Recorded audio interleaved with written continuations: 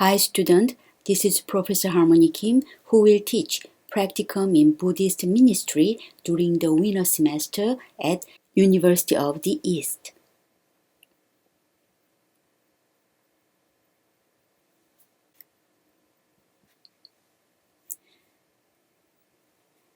Today, I will go over the syllabus in the first half of this lecture, and in the second half of the lecture, I will introduce the beginning stage of Buddhist ministry. In other words, how the Buddha suggests his followers to teach his Dharma to the people who want to know about the Buddhist principles.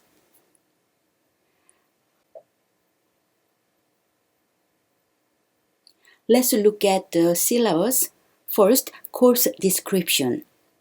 The practice of a Buddhist ministry demands the development of compassion and non-judgmental mind, and at the same time offers intense opportunities to develop these qualities.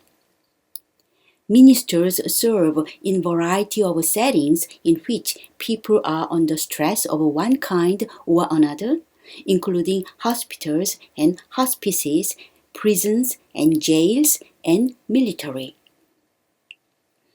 This course is a two-semester sequence of training. Over the course of the sessions, through discussion, readings, meditation, and internship, the students will not only learn about ministry, but begin to develop the necessary skills and understanding for compassionate service to others who are in need, whether they are Buddhist or not.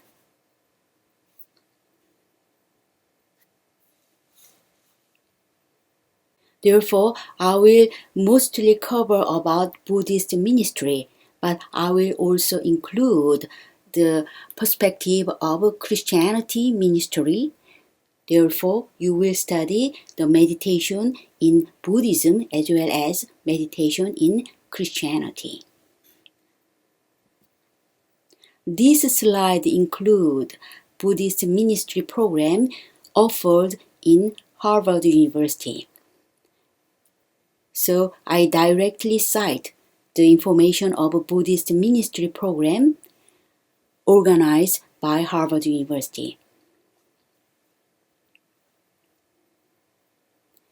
Buddhist ministry program means future Buddhist religious professionals in terms appropriate to modern global conditions, especially under pandemic situation, how people need to react this unexpected environment by the help of Buddhist principles or ideas.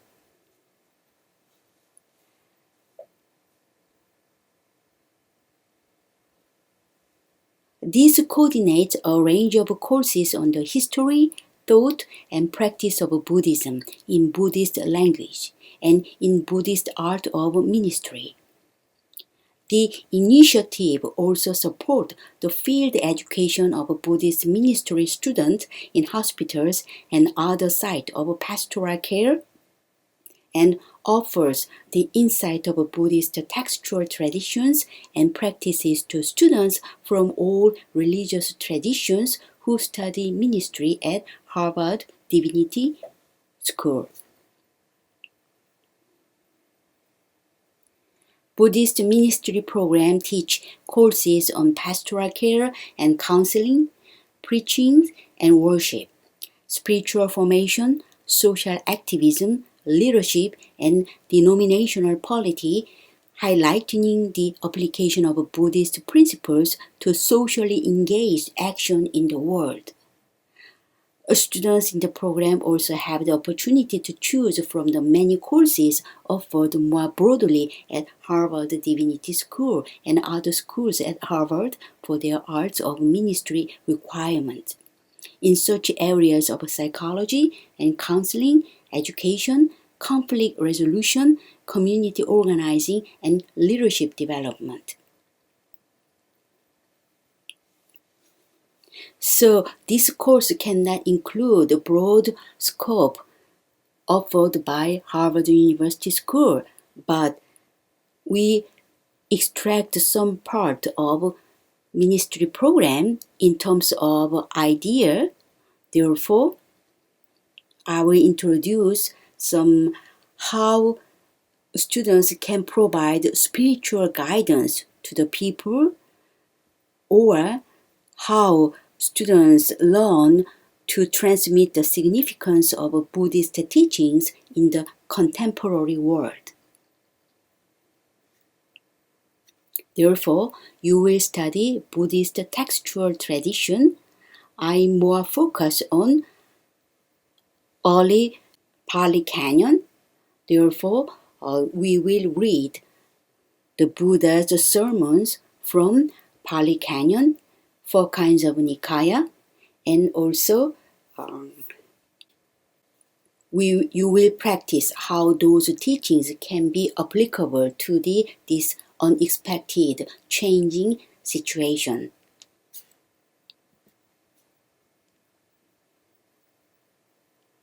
Upon completion of this course, each student will be able to understand the basic concepts and theories of Buddhist meditation, and understand the basic concept and theories of Buddhist ministry, also understand the main principles and functions of a practicum of a Buddhist ministry.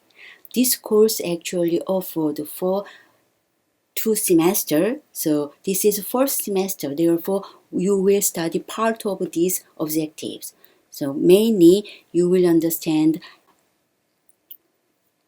the basic concepts and theories of Buddhist meditation, and also how this Buddhist meditation or Buddhist teachings can be applicable in terms of theory of Buddhist ministry.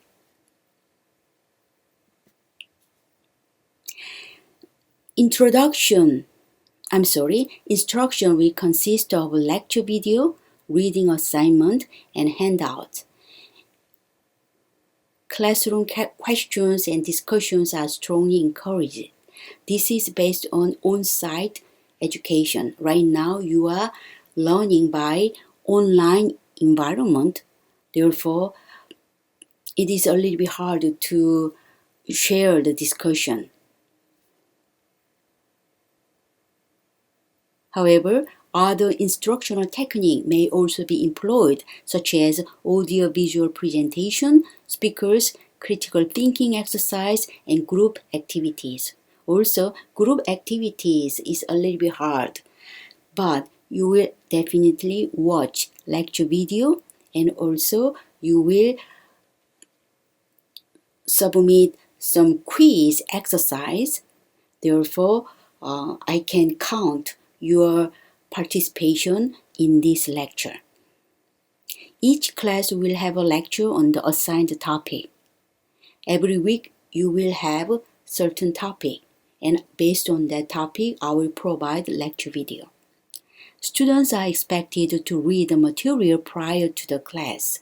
Well, I might suggest you to read certain chapters, or I might suggest you to watch some bite-sized video from YouTube, so you just get those information from my lecture video. The instructor will demonstrate problem and case study in class. This might occur in the 2nd semester. Students may work alone or in groups to do assigned problem in class. I always give you 3 or 4 quiz questions, and then you need to solve those questions, which are not very difficult. But I suggest you work alone, but if you need help, you can work in group, but try yourself first in this first week quiz, and then you decide that whether you need to work with your classmates together, or you are completely okay by working alone. So if you need help, you can send me email anytime. Required textbook. As I said just before, you will read Buddhist text, especially traditional text. So, for example, Numerical Discourse of the Buddha in Anguttara Nikaya. The second one is Long Discourse of Buddha, Digha Nikaya, and Middle Length Discourse of the Buddha, Majjhima Nikaya, and Connected Discourse of the Buddha, Samyutta Nikaya. You can get these textbooks by electronically. So if you type electronic textbook of Digha Nikaya, you can access the Long Discourse of the Buddha. Middle Length Discourse of the Buddha, Majjhima Nikaya, these are all include the Buddha's sermon. Depending on the length of Buddha's preaching, if the content of length is long, then Bhikkhus collect them and group them into Long Discourse of the Buddha. So, Long Discourse of the Buddha will appear as Digha Nikaya, and then I'm going to abbreviate in DN. Middle length of Buddha's discourse will be represented in MM, Majjhima Nikaya, and Anguttara Nikaya based on numerical discourse. For example, there are important 5 factors to form the human being. What are those 5 factors? 5 khandhas. Rupa, Vedana, Sanya, Samkhara, Vijnana. 5 kinds of factors to form mental and physical condition of a human being. Then the group of 5 include all Buddhist ideas or principles grouped by number 5. Such a way, some of Buddha's sermon group them and form the book we call that Numerical Discourse of the Buddha. And another name is Anguttara Nikaya. In case of Anguttara Nikaya, I put A and AN as short form of Anguttara Nikaya. The last one, Samyutta Nikaya, SN, represent Connected Discourse of the Buddha. It's more like based on the same kinds of a theme. So, for example, what are the factors, conditions to cause suffering? And then Buddha preaches or enumerate, these mental state cause suffering. What are the conditions to liberate from suffering? And then Buddha give a preaching regarding the factors or conditions which related to liberate mental affliction. So based on the theme or idea or concept, and then those similar kinds of underlying ideas, group them together and to form the book, we call that Samyutta Nikaya. And Samyutta Nikaya is represented in SN. These are the mainly used textbook in this course. In addition to that, I will include the book, The Buddha and the Gospel of Buddhism, and also you are familiar with Bhikkhu ordination. And actually, during the Buddha's period, there was Bhikkhuni ordination in Theravada tradition. But Buddhism has a hard time in Indian continent, and then Buddhism escaped from the India and spread into Tibet, Asia, and Southeast Asia. In the course of transforming Buddhism, Bhikkhuni ordination disconnected. But nowadays, Piguni ordination become revived. Therefore, I might introduce the revival of Piguni ordination in Theravada tradition.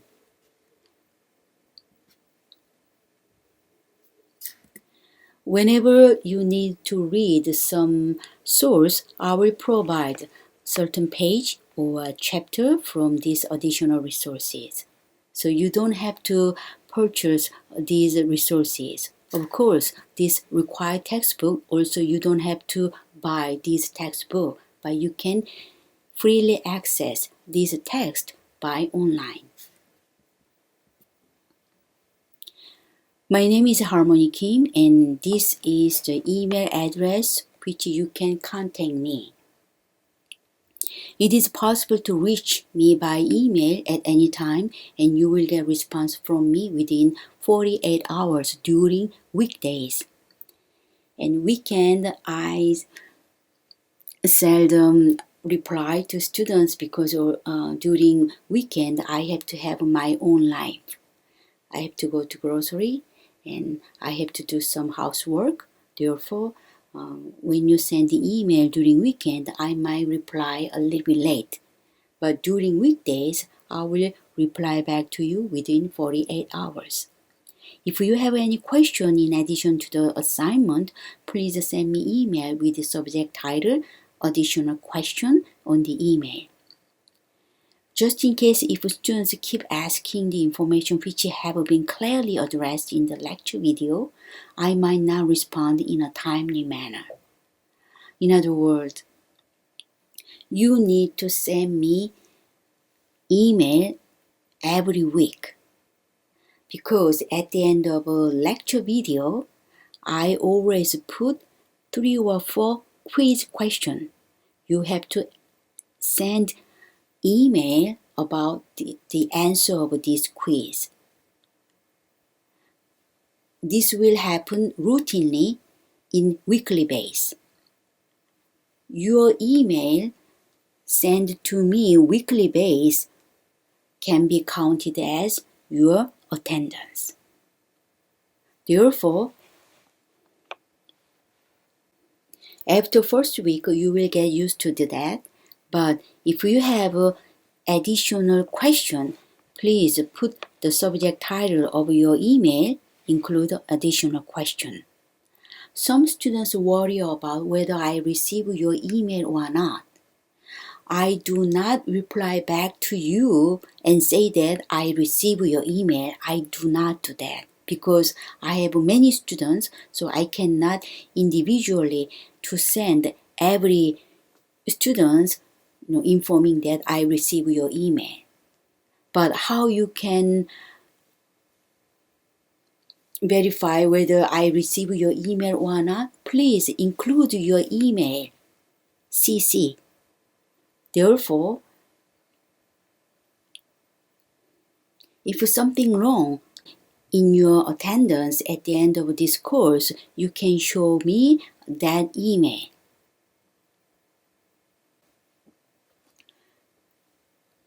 This has not happened so far.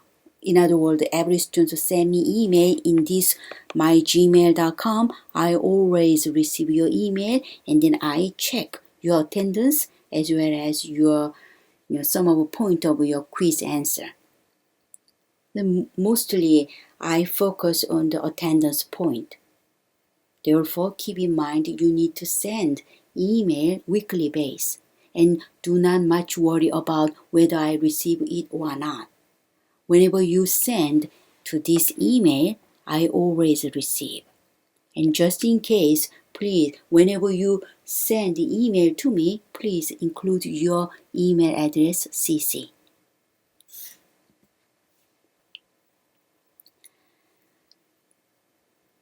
Course policies is subject to change. In other words, the instructor reserves the right to change or modify any or the entire syllabus and will notify students of any changes.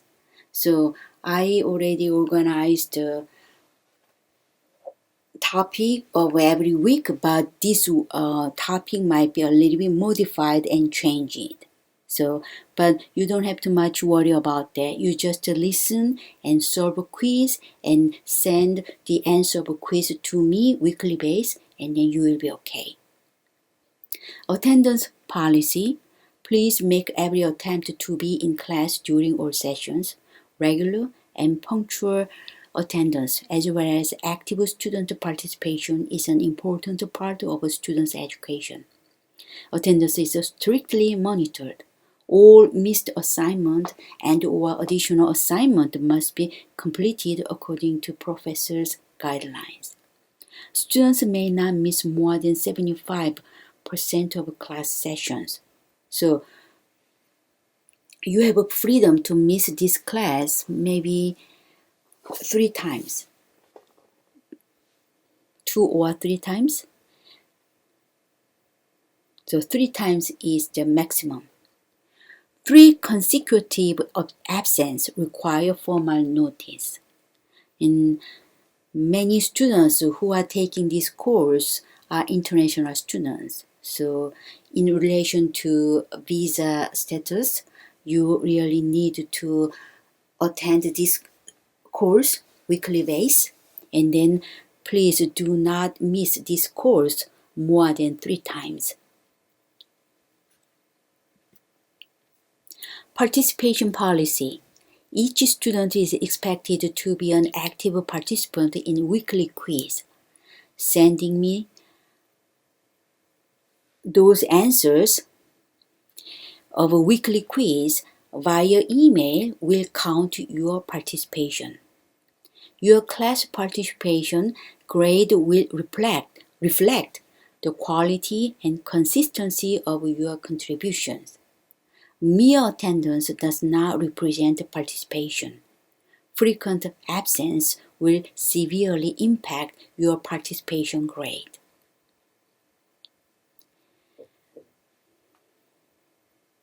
Academic integrity. Each student must do his or her own work. Copying assignment will be considered cheating and all parties will be penalized. Please do not wait until the last minute to do your assignment. I encourage students to discuss their classwork and assignment together. You learn a lot from your peers since you go through the same learning process. However, after the discussion, each of you should work on your own assignment independently from scratch. One learns by doing, not by working together to print 2 copies. This is not learning. So you can discuss with classmates, but this academic integrity is based on on-site education. Right now, you have a very little chance to meet the classmate. So in this online environment, actually, you have to work by yourself most time. And the quiz which I will give you every week are not very difficult questions. You can easily find the answer from the lecture video. So do not much worry about the right answer of the quiz. I'm more focused on whether you submit answer weekly base or not. If I cannot receive your email weekly base, that means I have to count you the absence of that week.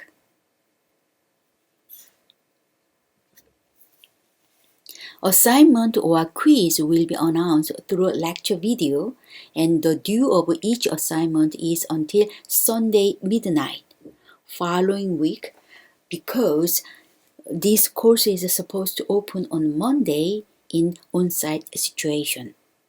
All work must be turned in on the due date by email. No late work will be accepted. All assignment must be printed. So every Monday you will have a new round of quiz. Therefore, the previous week quiz must be turned in until the following week, Sunday midnight. because the very next day, Monday, you will have another set of quiz question.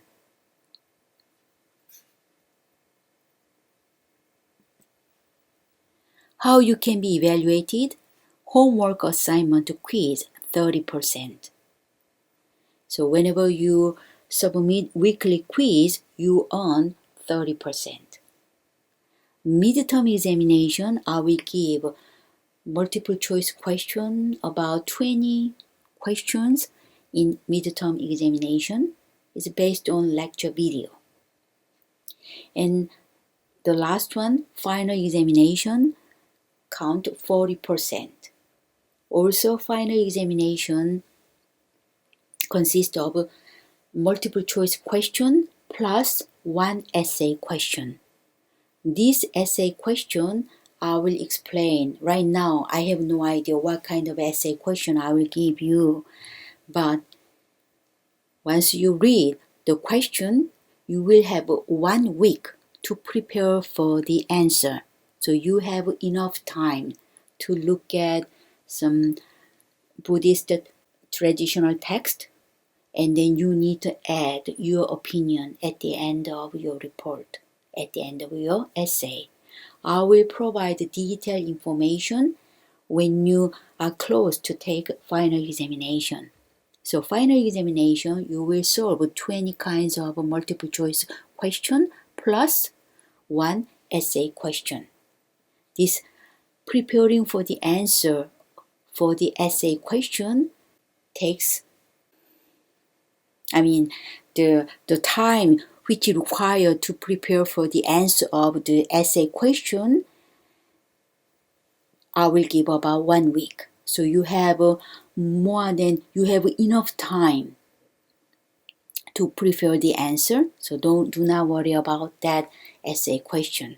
So total will be 100 point.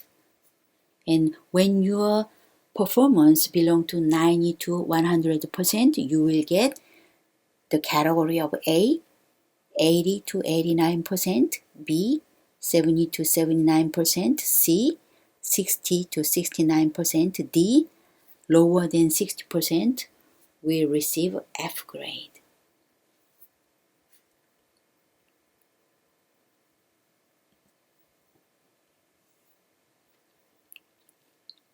This is a tentative course schedule. So first week, an introduction to Buddhist ministry, and second week, you will study Buddhist meditation. And during January, there is an official holiday, Martin Luther King holiday, and also during February, you will have a President Day, and you will have a midterm on February 8th. And right now, I'm gonna contact school to ask about the final examination will be held on March 8th or March 15th. As far as I know, March 15th will be the date for final exam. But if you need to take a final exam on March 8th, I will announce that on the lecture video of March 1st. Also, today is January 4th. So once you listen to this lecture video, at the end of this lecture video, you will have 3 quiz questions. You need to send the answer of this quiz until January 10th. January 10th is Sunday. Until Sunday midnight, you need to turn in the quiz answer. And January 11th, Monday afternoon, you will have a second lecture video. At the end of second lecture video, you will have another round of quiz question. You will solve those quiz and then send the answers until January 24th, Sunday midnight. So this way will repeat again and again until the end of this course. If you have any question, please do not hesitate to contact me. And also, depending on students' response, I'm going to a little bit modify the topic of weekly lecture. But overall, I understand you are in difficult situation according to the COVID-19.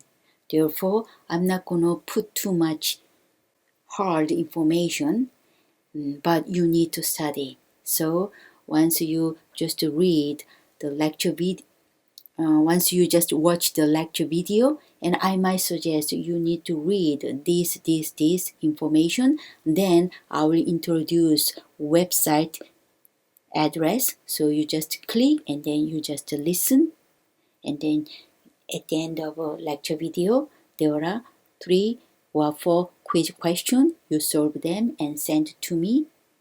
Then you will be okay. And the midterm and final exam is some question of a midterm and final exam is a little bit overlap of quiz question, but definitely they are not very difficult question. So do not much worry about that, and then I will do my best to provide necessary information which you need to know about practicum in Buddhist ministry. So from now on, you will study the beginning stage of Buddhist ministry while the Buddha was alive. So while the Buddha was an unenlightened bodhisattva, so the Buddha was a human being, and the Buddha needed to practice to be fully awakened. Before he fully awakened, the Buddha, we call Buddha was an bodhisattva. Bodhisattva is very close to get fully enlightened, but not yet fully awakened. So it's kind of a practicing period. So while the Buddha was an unenlightened bodhisattva, the Buddha studied with Alana Kalama and Udaka Lamaputta. They are ascetics. They are Brahmin ascetics. So actually, the Buddha learned a lot about meditation from this Alama Kalama and Udaka Lamaputta, 2 ascetics. Gautama Siddhartha was disappointed with the teaching by these 2 teachers, such as Alana Kalama and Udaka Lamaputta, because the Buddha realized very little likelihood to attain fully awakening in this life. So Buddha wanna fully awakened in this life, not after death. But Gautama Siddhartha realized that once Gautama followed these 2 teachers' instruction, his enlightenment might occur after death, but he wanna be fully awakened in this life. So Gautama Siddhartha doubt and refused to follow these 2 teachers' instructions. Why? Because Gautama Siddhartha thought that this dharma does not lead to disenchantment, to dispassion, to cessation, to peace, to direct knowledge, to enlightenment, to nibbana, but only to reappearance in the base of nothingness. Also, Gautama Siddhartha thought that this dharma does not lead to disenchantment, to dispassion, to cessation, to peace, to direct knowledge, to enlightenment, to nibbana, but only to reappearance in the base of neither perception nor non-perception. So, the cause of suffering might disappear. So, temporarily realized peace, temporarily stay peaceful, quiet state. But this suffering come back again. This suffering, the passion, enchantment, all kinds of mental affliction can reappear in the different mental realm. Gautama Siddhartha want to reach certain state which completely disenchanted, these passions fully cease the suffering. Therefore, Gautama Siddhartha finally declined to follow these two teachers' instruction.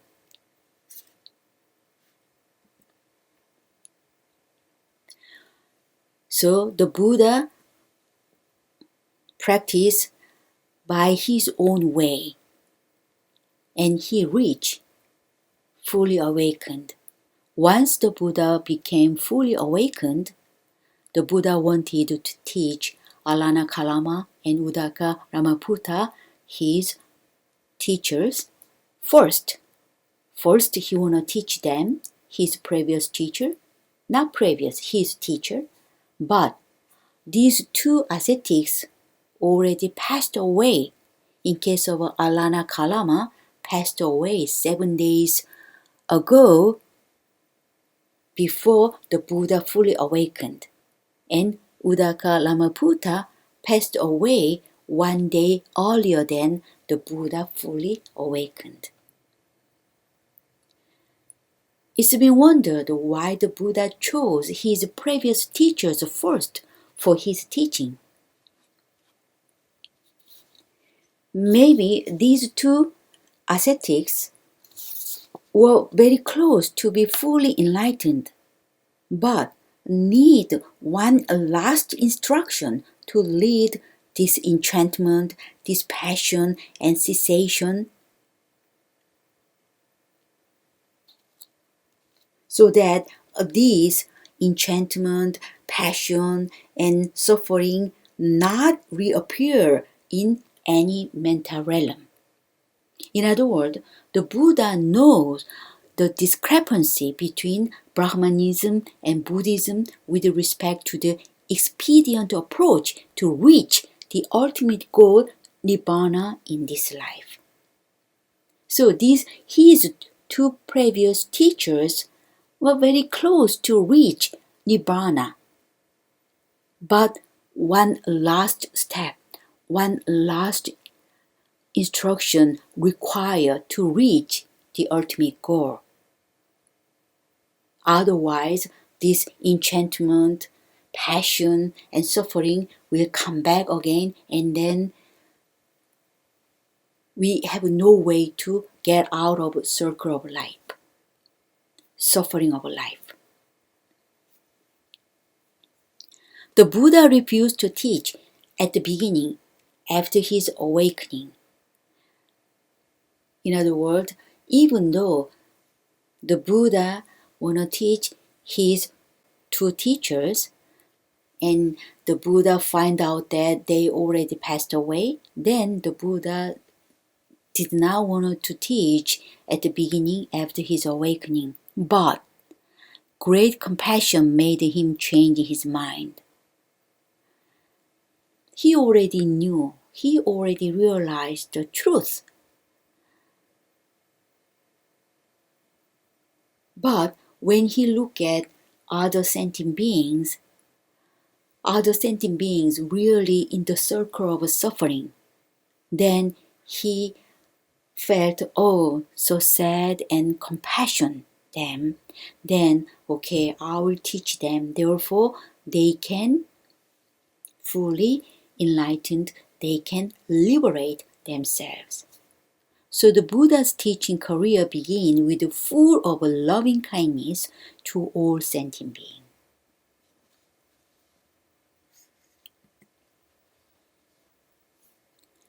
So, who the Buddha taught first?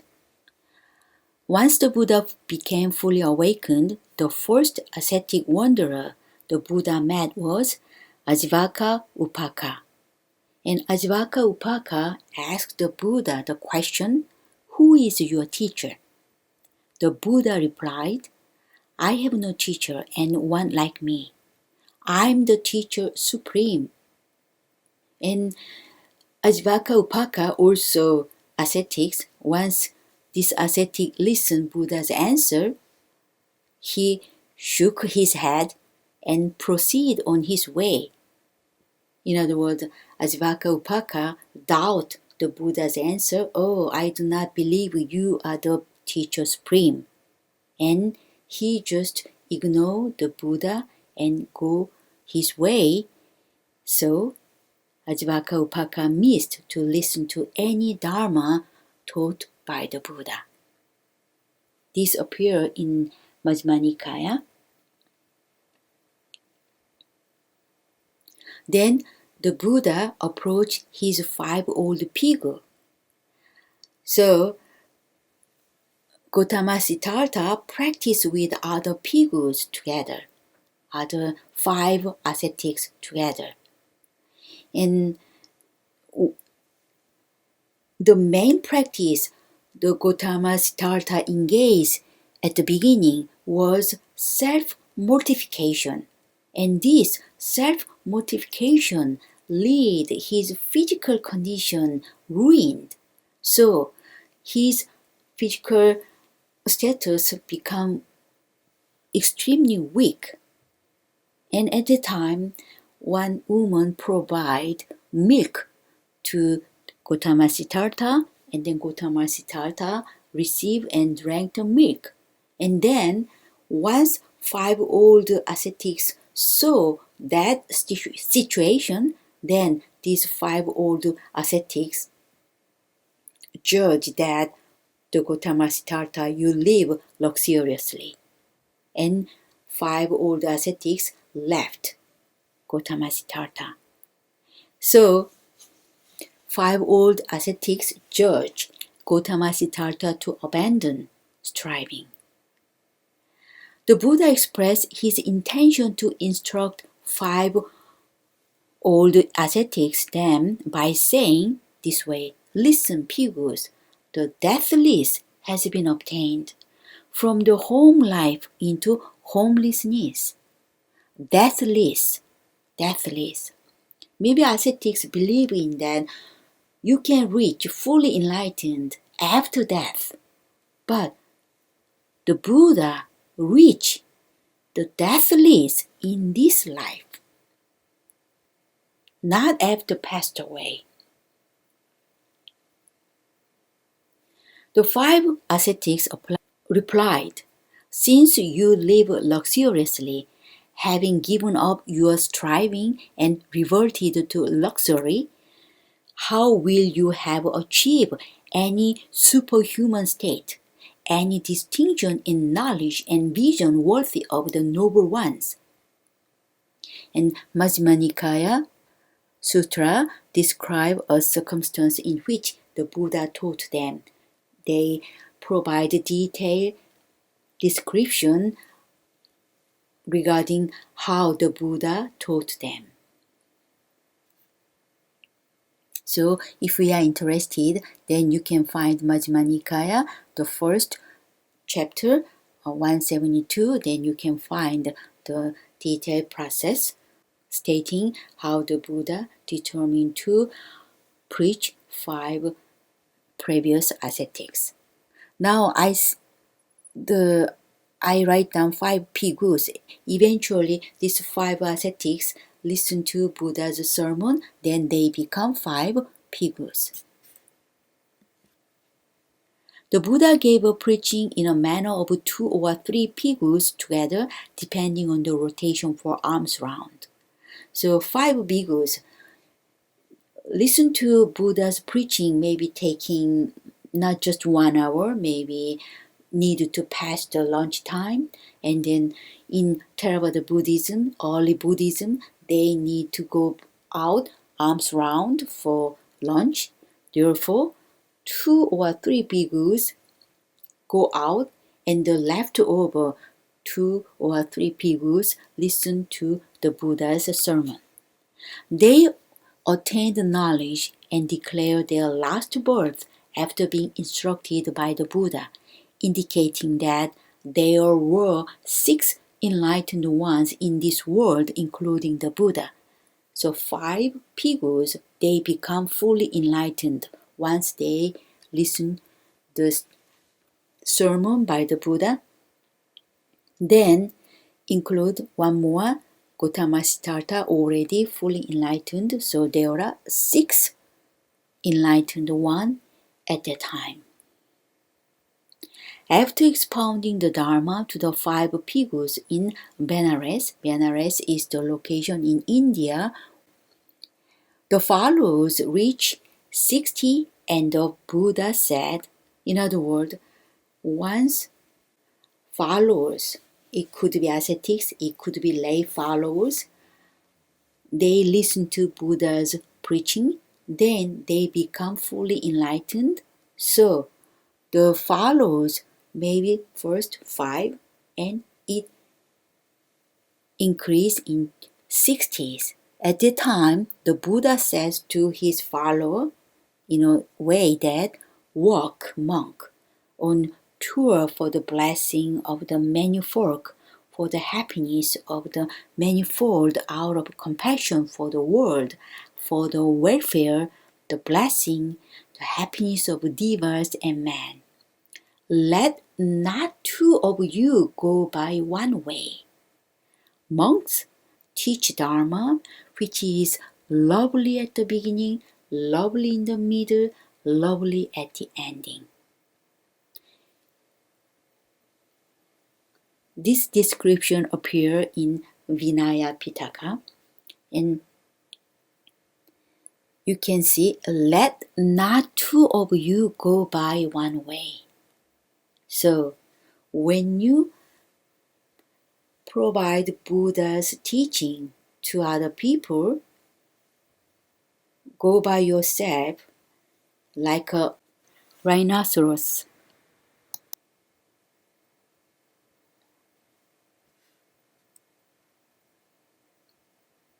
So just keep in mind, let not 2 of you go by one way. So 60 followers, they will go somewhere else to provide Buddha's teaching. But do not go one way. Do not go same way. And do not go 2 of you go by one way.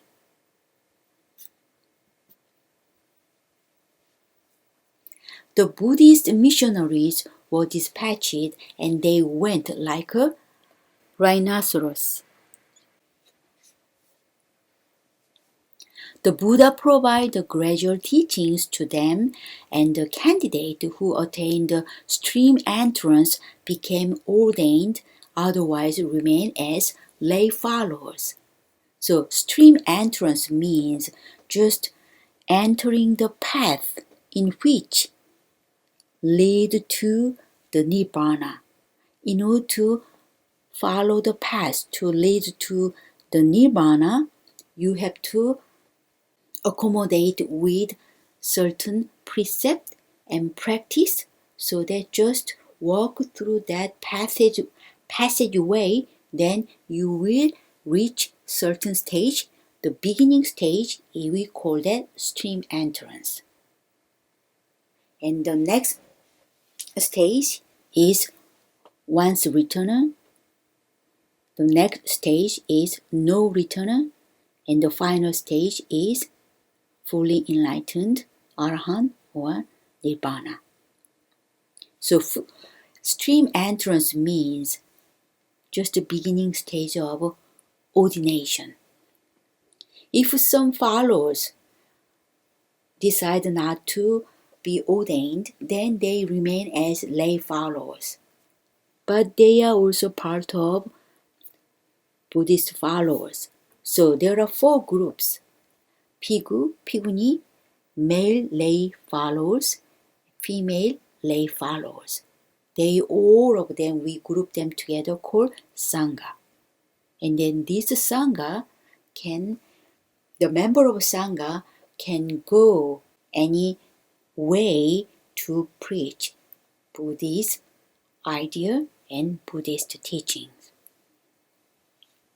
Monastics and lay followers had their own precepts, some of which were overlapped.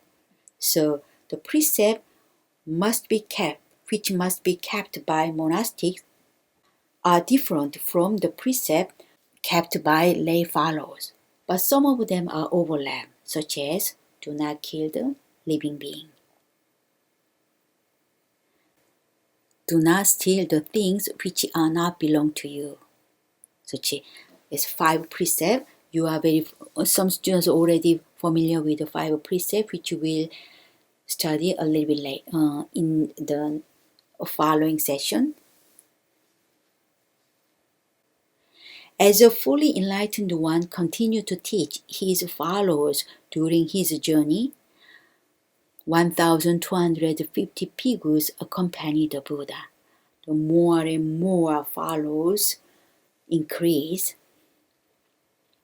and this information was given by Gombrich. He is a very famous Buddhist scholar, and he wrote a book, The World of Buddhism, and he stated that 1,250 bhikkhus accompanied the Buddha.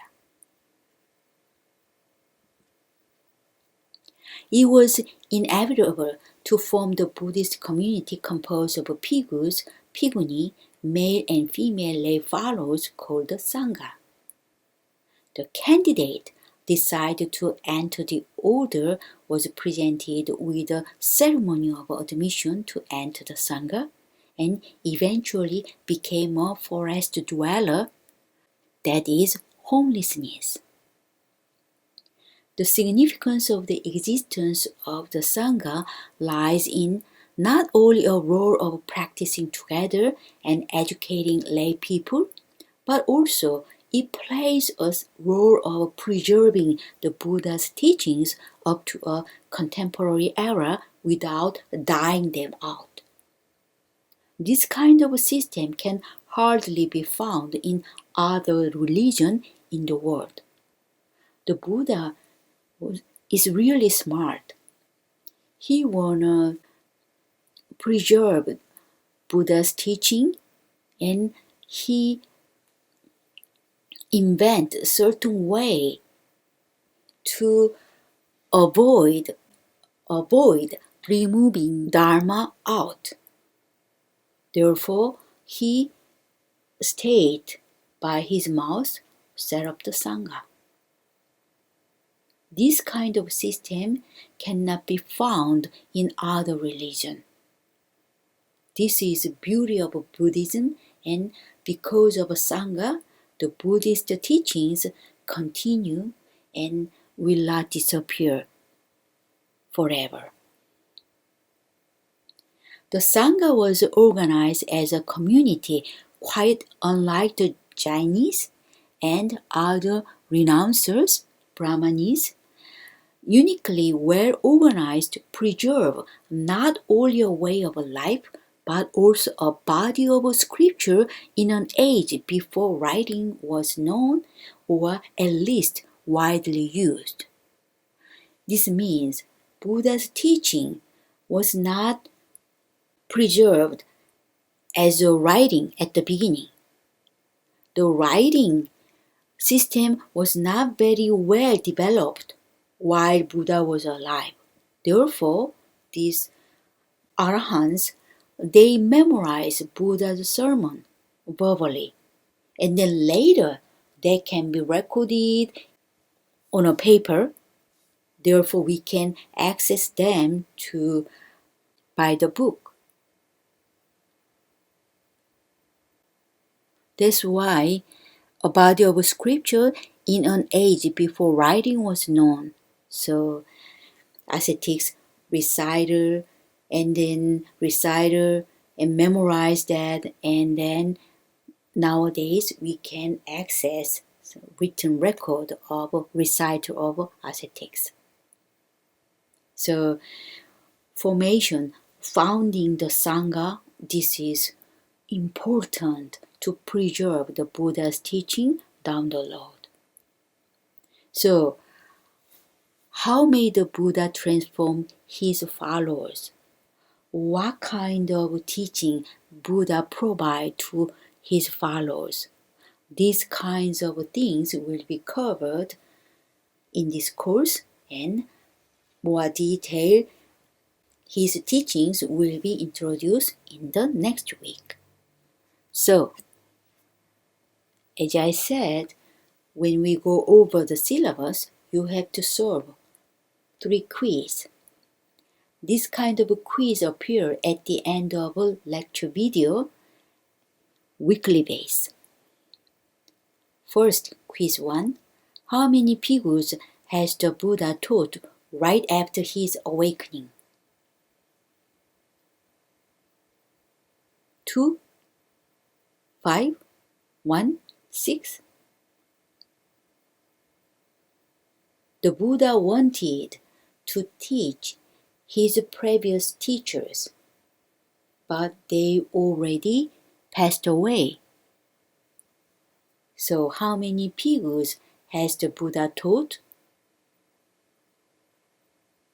When the Buddha met the one ascetics and tried to teach him, he did not trust the Buddha as a noble one. So that ascetic passed away. Just passed by. So the number of bhikkhu has the Buddha taught right after his awakening will be, you just write down quiz 1 and the answer might be, for example, C. And you have to submit that answer to me by email. Question 2. Has the Buddha had a teacher before his full enlightenment? Sometimes I give you true or false question. So, did Gautama Siddhartha has the teacher before he is fully enlightened? I think I introduced these 2 previous teachers' name in this lecture video, so you know what is the answer of quiz 2. How many bhikkhu has the Buddha suggested to go by one way and teach Dharma? Once the Buddha's followers become 60, the Buddha stated that, let not 2 of you go by one way.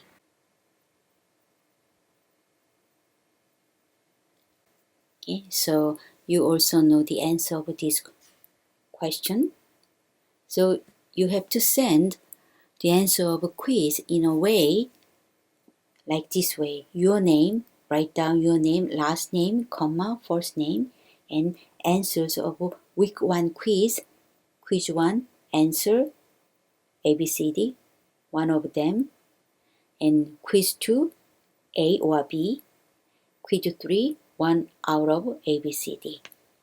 And you just send this information to my email address. Then I will count your attendance. Your answer might be wrong. That's okay. But you'd better choose correct answer because some quiz question might appear in the midterm or final examination. So you just screening the lecture video and then you can easily find the answer of a quiz and then send the quiz answers every weekly base. So today is the first week, so I introduce what are the beginning point of a Buddhist missionary, and then next week I will introduce Buddhist meditation meditation cannot be solely found in Buddhism. Other religions also have meditation practice. Jainism, Brahmanism, and even Christianity, they have meditation. So I will introduce meditation in Buddhism, and maybe the following week, 2 weeks later, I might introduce meditation in Christianity. So today, keep in mind you have to send the first quiz answer to my email address, and the due date will be the Sunday midnight. So if you have any question, please do not hesitate to contact me. This is all for the first week. Thank you. Bye now.